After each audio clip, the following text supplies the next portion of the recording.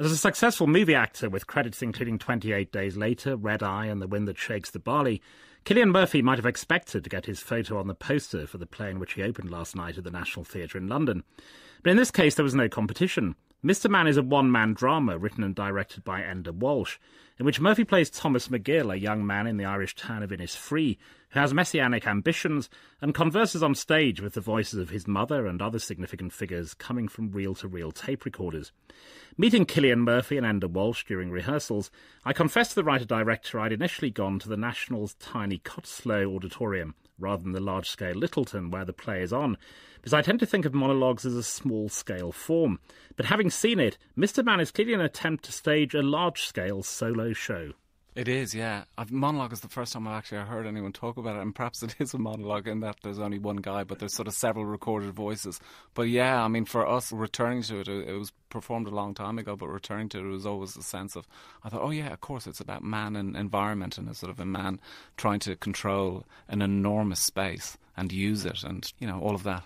The other thing that surprised me, Cillian, was had you done Krapp's Last Tape, another play with tape recorders, you scarcely have to move, whereas in this you run around the stage and you're hurtling up and down on 2 levels. There's a movement director, so there's an astonishing amount of physical business. Yeah, it was funny actually when we did the show in Brooklyn at St. Anne's Warehouse. John Hurt was performing Krapp's Last Tape in BAM, and I went to see it, and I was very struck by it is kind of a distant cousin of this, you know, the humour and, you know, sort of replaying reality and stuff like that. But yes, he doesn't do much moving around, although there's a brilliant gag with the banana. But I remember when Enda showed me the design for this, I was terrified. It really couldn't conceive of how it was possible. But I think it is what Enda says about him trying to control this vast, vast space and how that sort of corresponds with his state of mind and everything. And the Krapp's Last Tape thing, clearly it's a sort of echo chamber, this play, because we have Innisfree, which is there from Yeats. There are clearly references to Krapp's Last Tape. I think possibly slightly less obviously to Brian Friel's Faith Healer because of the evangelism, but so it's a sort of echo chamber of Irish literature, this play. It is, and I suppose back when I wrote it a long time ago and then revisited it, you know, whatever, 2 years ago, I could see that. And I like to do that in plays. There are things, as an Irish playwright, you don't want to sort of escape the past. You actually just want to, as you say, throw it into this great big echo chamber and have all these things sort of like bounce off one another.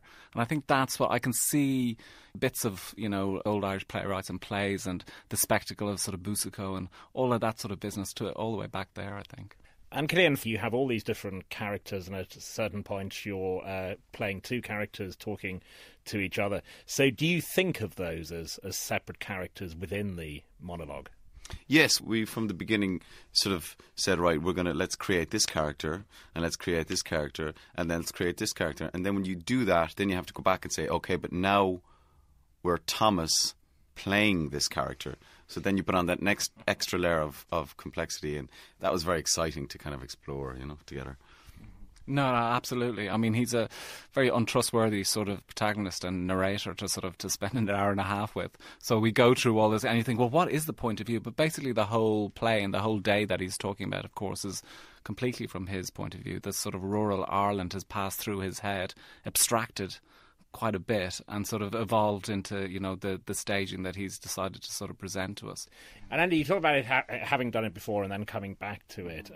Presumably, I mean, which your actor and your stage manager have to deal with, you've made it more and more complex as you've gone on. Yeah, I have. I think the first time around when I wrote it, like any sort of young writer, I actually wrote it too clearly.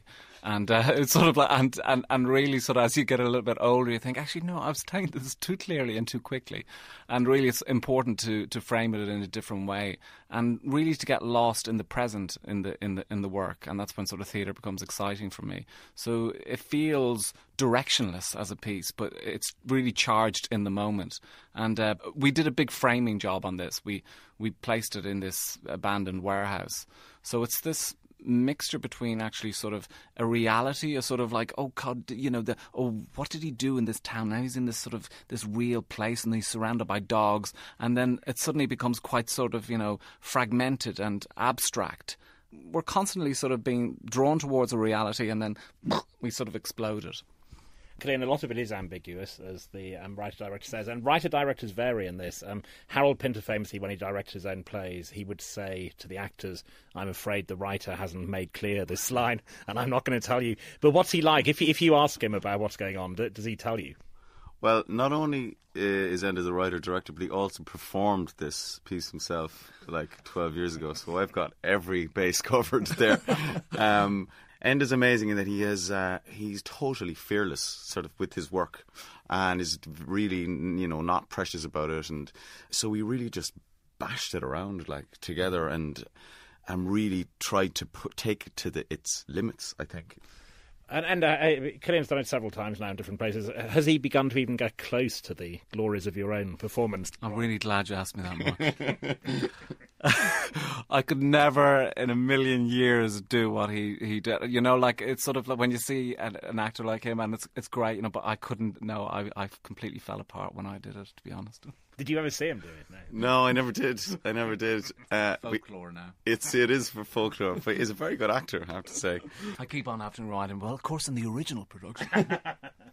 Clearly, in the audience I was in, it seemed to me there were clear people who had seen Cillian in films and then came to see this, and it's happened here on other occasions, but you get that cross-traffic that people who perhaps wouldn't have come to the theatre come to see this.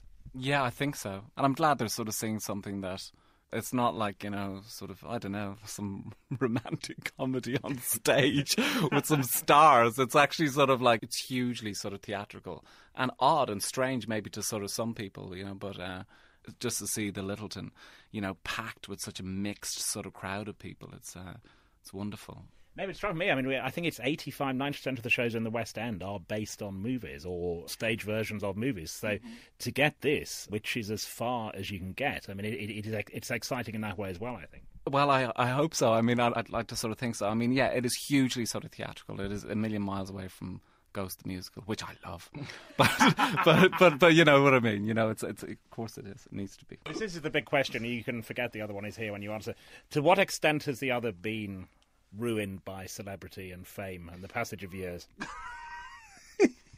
I know. Does he come the big movie star with you? No, not at all. But I never sort of see him like that. I suppose when you know him for sort of 15 years, and I see his movies and and I can watch his movies and really, really enjoy them, and and not think that it's sort of Cillian and la la la. But no, I mean like. He's an Irishman, so any other Irishman will actually, if he's going to sort of like big himself up, someone's going to completely sort of take him down. That's the way we do things. That's generally the way people sort of in the world do things. So many Irish people have said this to me about celebrity and Ireland that they do. It's quite difficult. I mean, they downplay it all the time. Seamus Heaney said this. Many people have said this. There's a kind of debunking. Yeah, I mean, you cannot go and pretend that you are somebody else because people know you and it's a small country. And I think that's a very healthy thing, to be honest, and it's sort of in our DNA.